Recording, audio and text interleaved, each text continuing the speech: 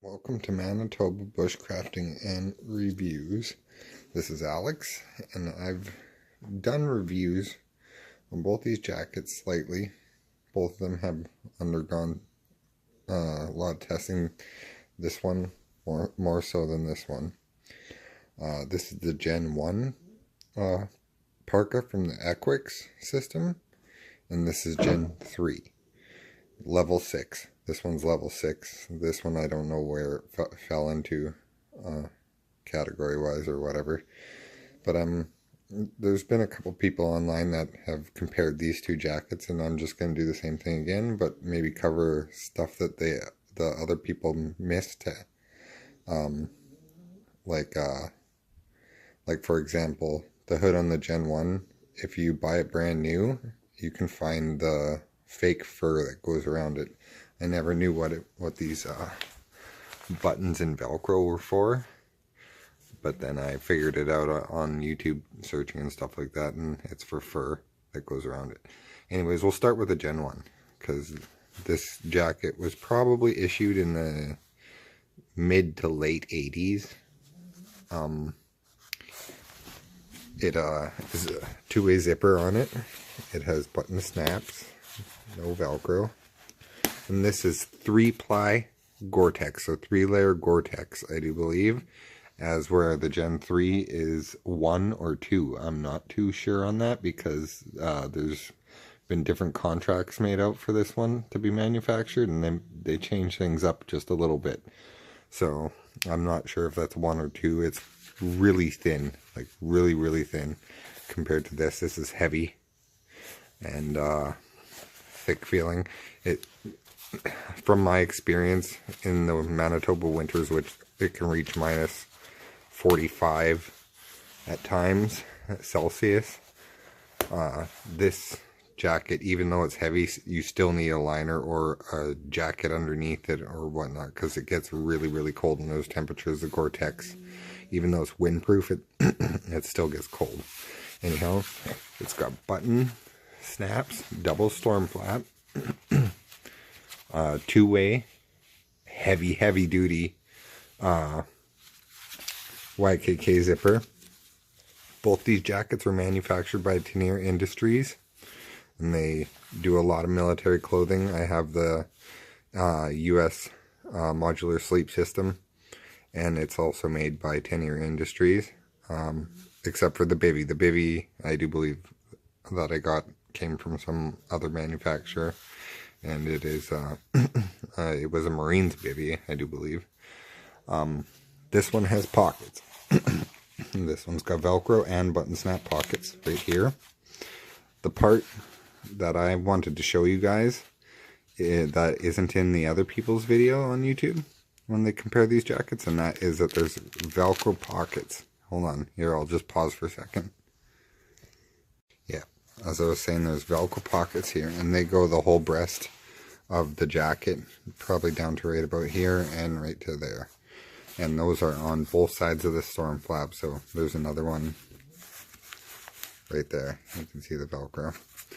And that was not covered in anybody else's YouTube video. I thought that's kind of important, because you can stick a lot of stuff in there and have it waterproofed and windproofed. So it's just a nice little feature that they added to this jacket. It's got your rank holder here, as does the Gen 3. It does have a rank holder. Where is it? No, I can't see. Oh yeah, right here. That one's a button snap, the Gen 1, and this one is just a little piece of Velcro. Let's show you some.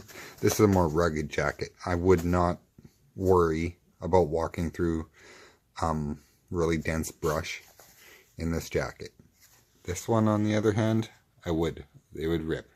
So if you get snagged on something, then rip. Unless you're going down a trail or something like that. Here, I'll give you a look at the thickness. You can't really tell on camera, but it is way thicker than the other one.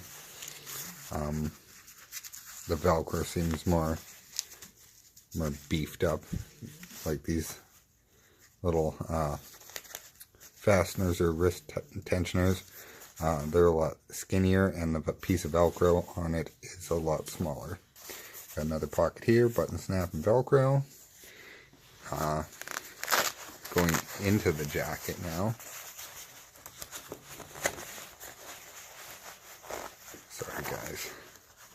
I know this is extremely unprofessional, but it's what I have to deal with. Making videos with no tripod. Anyhow. It has a lining in the inside. Not too sure what the point of it is, but it's there. This is a faded tag, but you can kind of make out what this says. And at the bottom there's Tenure Industries. I'm sorry, it's worn out, so you can't get like the NSN number or anything. It's got a snow skirt, button snaps around you, and has a draw cord with no locking mechanism or anything. You just pull it and tie it. Drawstrings here. They're just a piece of fabric with the little snap locks. It's got a visor. I don't like it. It gets in my way. It does. It covers your eyes because the hood's so big it's made for a helmet. Okay, and that is pretty much it for the Gen 1 jacket. So button snaps, Velcro stowaway pockets in there. 2 large pockets on the front, which is really handy. Oh yeah, I forgot to show this one off. We've got a pocket up here too. I always have a lighter in there just in case I gotta take this jacket and book it. I got some way to make some fire.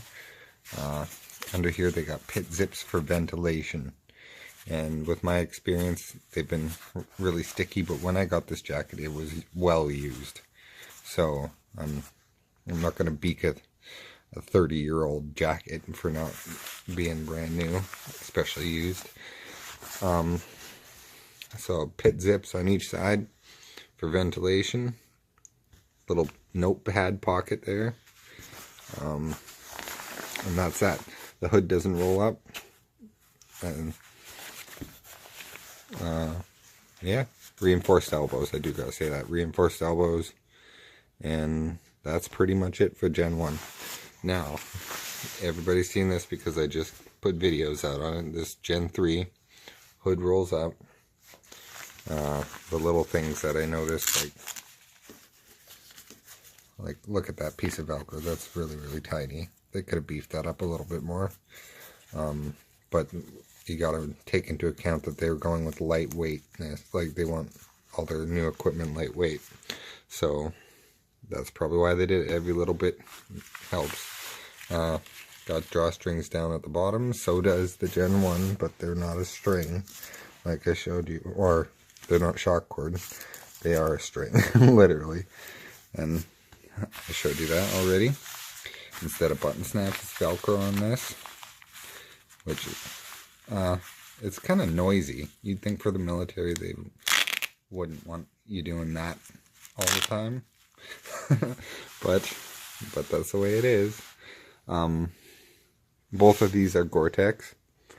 This one with this liner in it makes it really hard for you to check.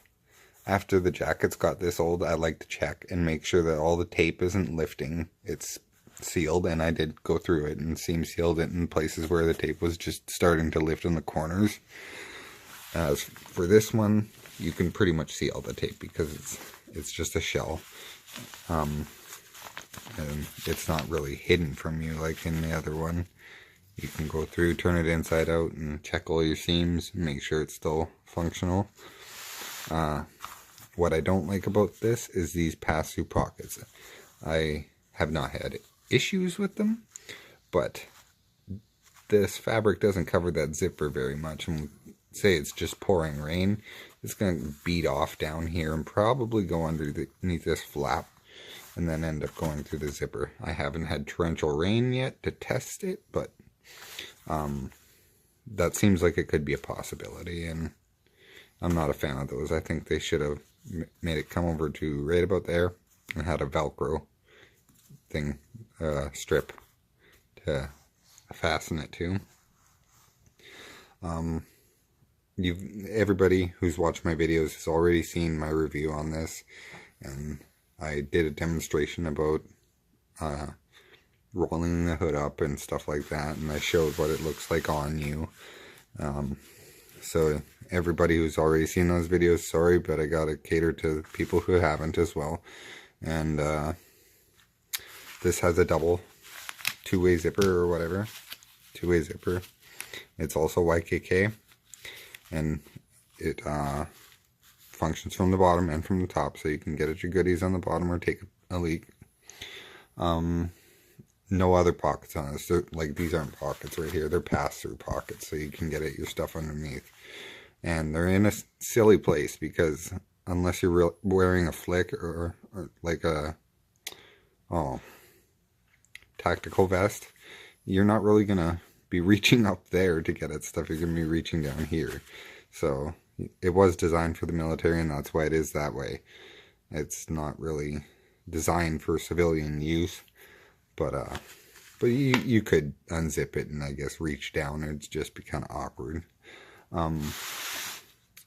Other than that, I don't like these zippers either, because they're plastic teeth on them, and it's really small. It's not beefed up like this. This is a huge zipper on the Gen 1. It is a huge YKK zipper, whereas these ones,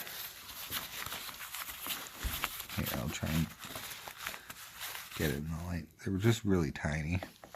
And I noticed that too. They don't zip up quite all the way. There's still a little bit that they won't go. Other than that, I think that pretty much sums up the comparison. These are reinforced on the elbows to the wrist, but it's such a thin Gore-Tex. It just worries me. Like, and when you tighten these up, it folds this over. And from my experience with this big one here, I don't know if you can see it. I don't even know if it's this sleeve.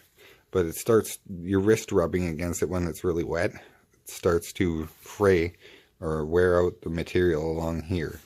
And I'm pretty sure the same thing will happen a lot faster on this one, since it's so thin. Anyhow, I thought I'd show you guys these two jackets together, because people were wondering which ones are better and which ones aren't. And it really depends on what you're going to do with them.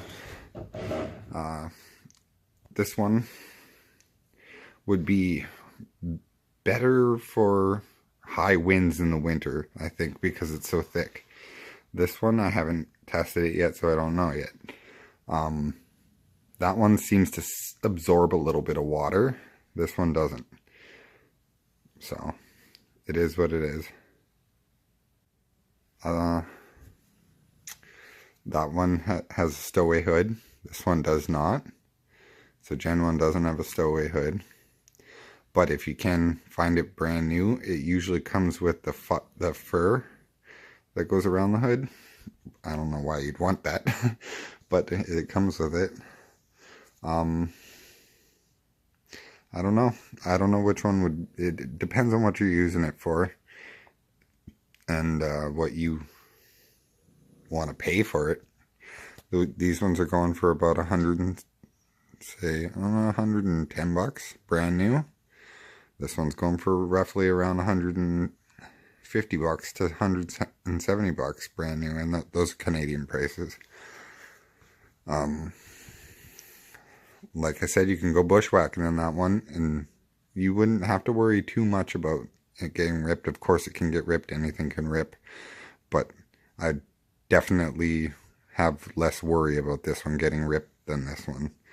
This one starting to wear out around the cuffs. It is a 30-year-old jacket, roughly. I don't know that for sure, but it's old and starting to wear out around the cuffs. And this one's thin, and I'm worried it's going to do the same thing when it gets wet and your sweat and all that rubbing against it and on the wrists. Everything wears out, so once again, it really depends on what you're going to use these for. This one I would recommend for hiking trails in the spring and summer and winter, I guess. This one, more of a bushcrafty style jacket. If you're going to be bushcrafting and doing any manual labor, I'd go with this one. Like I said, if you're just hiking and stuff like that, I'd go with that one. So stuff like that, you just gotta make up your own mind. Anyhow, I can't really say any more about these jackets. Both of them, the pants are really hard to find in good condition. This one I did find a pair that matches the Woodland for $80 Canadian, and it's brand new. This one is OCP camo. I cannot find pants that match it.